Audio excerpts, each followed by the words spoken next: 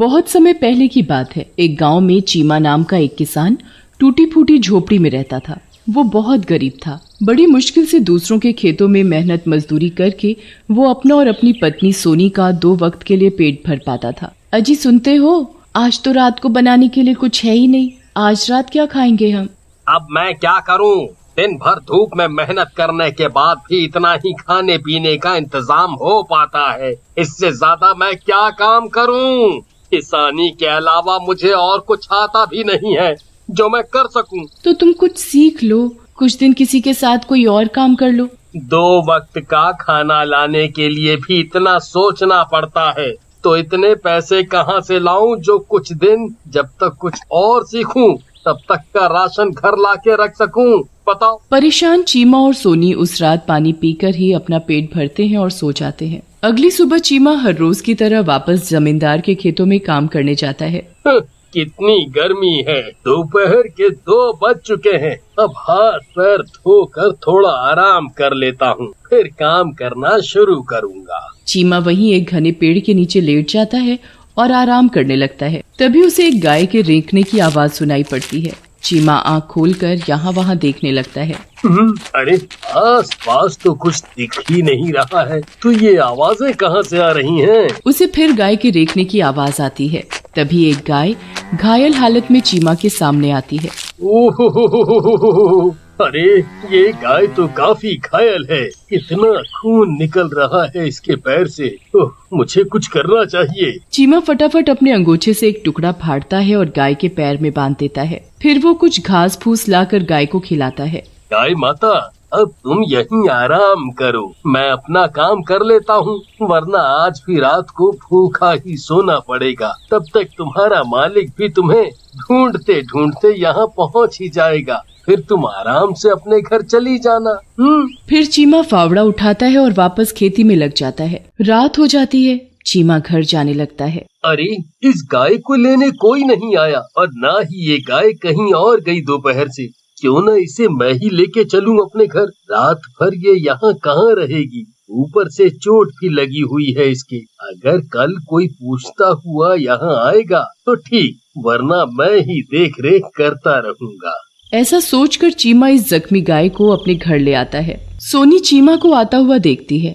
आज बड़े लेट हो गए हो, और ये किसकी गाय लेकर आ रहे हैं? जैसे ही चीमा दरवाजे पर पहुंचता है, अजी ये किसकी गाय है और ये पट्टी कैसी बांधी हुई है इसे? ऊपर से आज आप इतना लेट भी हो गए। सब कुशल मंगल तो था आज? अरे हाँ भाग्यवान, सब ठीक है। और चीमा उसे पूरी कहानी सुनाता है। ये सही किया आपने जो गाय माता को घर ले आए, वरना पता नहीं ऐसी हालत में कहाँ जाती है और पता नहीं इसका मालिक कब आता कब नहीं। फिर सोनी गाय को मलहम पट्टी करती है और चीमा भी हाथ मुंह धोकर खाना खाकर सो जाता है। फिर अगले दिन, सोनी, ओ सोनी, मैं खेतों के लिए निकल रहा हूँ। अरे सुनिए तो, गाय माता के लिए हरा चारा तो डाल कर जाओ, वरना पूरा दिन भूखा रहना पड़ेगा उन्हें। चीमा खेतों से हरा चारा डालकर जाता है, फिर अपने काम के लिए निकल पड़ता है। इधर सोनी गाय को चारा खिलाकर उसे मलहम पट्टी करती है, फिर अंदर जाकर अपना काम करने लगती है। तभी वहाँ से बच्चा रोता आता है और गाय जहाँ बंधी होती है उसके सामने वाले पेड़ के नीचे बैठ जाता है। मुझे स्कूल जाना है, मुझे भी बाकी बच्चों की तरह पढ़ाई करनी है, पर कैसे जाऊं? मेरे पास तो किताबें भी नहीं है।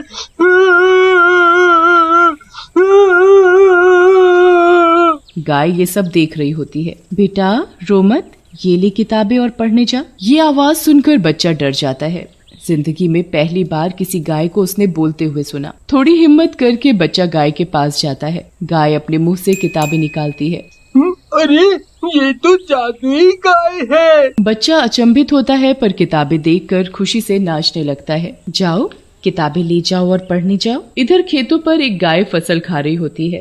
अरे वो देखो भाइयों, ये गाय तो हमारी फसल ही खराब कर रही है। मारो उसे, अरे भगाओ उसे यहाँ से, अरे कोई मारो। लोग गाय को मिलकर खेतों से खदेड़ने लगते हैं। चीमा ये सब देख लेता है।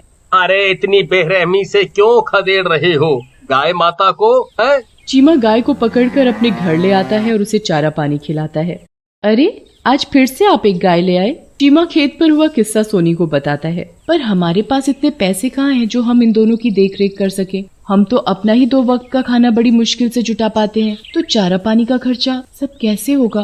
भगवान की कृपा से सब हो जाएगा, तुम चिंता मत करो। फिर चीमा और सोनी मिलकर उन दोनों गायों को पालने लगते हैं और उन गाय का दूध बेचकर उन्हीं का चारा पानी का खर्चा पूर्ति करने लगते हैं। एक रात चीमा और उसकी पत्नी कितनी लगन से हमारी सेवा करते हैं। मुझे इनकी हालत पर तरस आता है। हाँ, मेरे पास एक तरीका है इनकी मदद करने के लिए। फिर दूसरी गाय अपने मुंह से कुछ सोने के सिक्के उगलती है। फिर सुबह सवेरे सोनी दोनों गाय को चारा डालने आती है। अरे सुनते हो, जल्दी आओ, देखो ये क्या हो गया। अरे जल्दी जल्दी आओ। अरे भगवान, ऐसी कौन सी लॉटरी लग गई? चीमा जैसे ही बाहर आता है उसकी खुशी का ठिकाना नहीं रहता। अजी अब तो हमें खर्चा पानी सोचने की भी जरूरत नहीं। नहीं भगवान, मुझे लगता है ये गाय हमारे लिए खुशियाँ लाई हैं। हमें सबसे पहले इनके लिए कुछ करना चाहिए। फिर चीमा उस सोने को बेचकर दोनों गाय के रहने के लिए जगह बनवाता है और महीने भर का चारा खरीद कर लाकर रखता है। अरे इन्होंने तो अपनी ना सोचकर